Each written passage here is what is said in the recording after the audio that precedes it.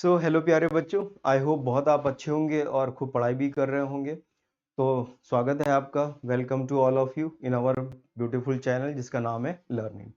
तो जैसा कि आपको मालूम है कि हम लोग ने एक सीरीज शुरू करी है जिसमें हम लोग टॉपिक वाइज क्वेश्चंस कर रहे हैं 2026 के पीवाईक्यू के, है ना। तो वो देखिए यहाँ पे लिखा हुआ है। तो उसी क्रम में आज हम लोग जो है न्यूक्लियाई के जो है टॉपिक्स की डिस्कस करेंगे। तो स्टार्ट करते हैं हम लोग। कौन कौन से क्वेश्चंस आए हुए हैं उनको डिटेल में डिस्कस करते हैं। तो देखते हैं हम लोग अपना पहला क्वेश्चन। सो हेलो बच्चों, देखते हैं ये वाला सवाल। The minimum frequency of the photon required to break the particle of mass हमें दिया है एएमयू में इनटू 4 अल्फा पार्टिकल्स। ठीक है ना। तो इसमें हम लोग आइंस्टीन की क्वेश्चन लगाएंगे E इक्वल टू mc², जिसमें मास डिफेक्ट हो रहा है ना।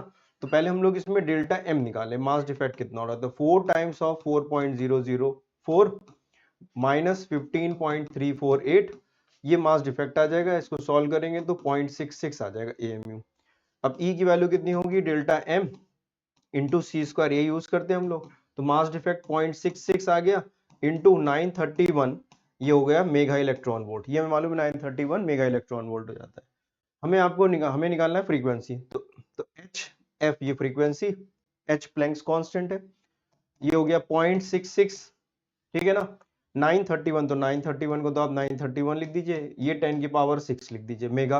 अब इलेक्ट्रॉन वोल्ट इसको हमें जूल में कन्वर्ट करना है, तो इसको हम लोग 1.6 10 की पावर माइनस 19 लिख देंगे। तो अब ये एनर्जी जूल में आ गई। ठीक है ना। तो फ्रीक्वेंसी कितनी आ गई, इसको h से डिवाइड कर दीजिए। तो 0.66 931 इंटू 1.6 ये हो गया, और इसको आप लिखेंगे तो ये 10 की पावर माइनस कितना आ जाएगा, 13 आ जाएगा यहाँ से, है ना। डिवाइडेड बाय h 6.6 इंटू 10 की पावर माइनस 34। तो देखिए 6.6 और ये कैंसिल हो गए यहाँ पे, तो आपको सॉल्व हो जाएगा। बस इसको सॉल्व कर लेना है आपको, ठीक है ना। और आंसर हमें पूछा गया है किसमें, किसमें पूछा गया बच्चों, किलो हर्ट्ज में पूछा गया है। तो अभी हमारे पास ये जो आंसर आएगा ये तो हर्ट्ज में आएगा, ठीक है ना। और 10 की पावर 3 से आप इसको सॉल्व करोगे तो फिर ये किलो हर्ट्ज में आ जाएगा। तो आराम से सॉल्व हो जाता है, कोई ऐसी दिक्कत नहीं आती। इसको आप सॉल्व करोगे तो ये नीचे 10 बचेगा यहाँ पे, ठीक है ना। ये 10 आ जाएगा, ये 10 आप इधर शिफ्ट कर दोगे तो ये 32 हो जाएगा। इसको मल्टीप्लाई करोगे, सॉल्व करोगे तो ये आंसर हमारे पास हर्ट्ज में आ जाएगा। और हर्ट्ज में आ जाएगा, फिर क्या करना है आपको, किलो हर्ट्ज में निकालना है, ठीक है ना। तो 1 किलो हर्ट्ज जो होता है वो 10 की पावर 3 हर्ट्ज के बराबर होता है। सॉल्व करेंगे आप इसको, इजीली सॉल्व हो जाएगा, कोई दिक्कत नहीं आएगी। तो ये पहला ऑप्शन आपका जो है करेक्ट हो जाएगा। 14.94 इंटू 10 की पावर 19, ये हमारा ऑप्शन करेक्ट आ जाता है। आराम से हो जाता है सवाल में, कोई दिक्कत नहीं आती। सो हेलो बच्चों, देखते हैं वाला सवाल। फॉर assertion रीजन वाला क्वेश्चन है ये। For all elements greater than the mass of the nuclear greater the binding energy per nucleon. तो देखिए अगर मास नंबर ज्यादा है तो बाइंडिंग एनर्जी पर न्यूक्लियन ज्यादा होगी, ऐसा हम नहीं कह सकते। बाइंडिंग एनर्जी पर न्यूक्लियन जो है वो स्टेबिलिटी को बताती है। तो जैसे एग्जांपल आपसे क्या है, यूरेनियम है, तो यूरेनियम एक रेडियो एक्टिव एलिमेंट है, वो बहुत हैवी है, उसका मास बहुत ज्यादा है, लेकिन उसकी जो बाइंडिंग एनर्जी पर न्यूक्लियन है वो कम है, इसीलिए वो टूट रहा है ताकि वो ज्यादा स्टेबल हो सके।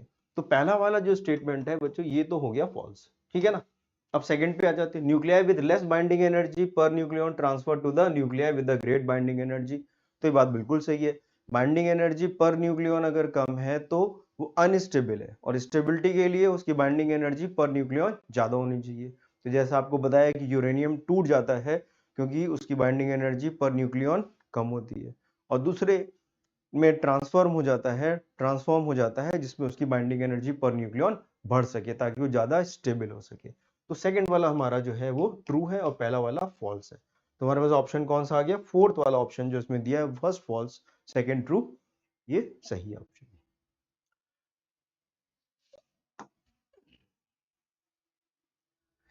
अब देखते हैं बच्चों ये वाला सवाल आसान है। The nucleus having a mass number alpha, the radius r alpha, the another mass has a mass number beta and the radius r beta। तो हमें मालूम है कि r जो है वो r नॉट a की पावर 1/3 के होता है, ठीक है ना। तो अगर हम यहाँ पे r alpha by r beta लिखें तो ये वैल्यू हो जाएगी अल्फा अपॉन बीटा की पावर 1/3, क्योंकि यही दिया हुआ r नॉट कैंसिल हो जाएगा। तो आप देखिए यहाँ से क्या दिया हुआ है, अल्फा बाय बीटा की वैल्यू 1/8 हो गई, तो 1/8 की पावर 1/3 इक्वल टू कितना आ गया, 1/2। 1/2 का मतलब 0.5। तो ये आंसर हमारे पास करेक्ट आ गया। थोड़ा ध्यान से करिएगा, ये 0.5 आ रहा है और ये 2 भी दिया हुआ है, तो अगर आपने उल्टा कर दिया तो ये मामला गड़बड़ हो जाएगा। आप थर्ड ऑप्शन भी टिक कर सकते हो, मतलब ये वाला भी। थोड़ा ध्यान से करिएगा कि ये आपको यहाँ पर क्या लिखना है, alpha by beta. Alpha by beta की वैल्यू 1/8 आ रही है, 8 नहीं आ रही, इसलिए गड़बड़ हो जाएगा। थोड़ा ध्यान से बस करना है इसमें। और देखते हैं सवाल।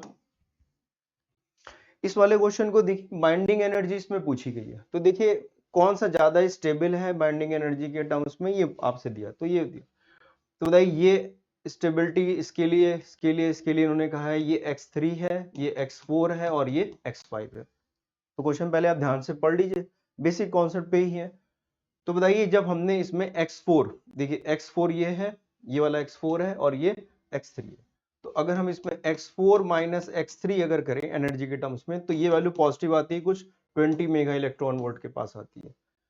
और इसमें अगर आप देखें तो अगर हम यहाँ पर x5 माइनस x4 करें तो ये वैल्यू -0.9 आती है।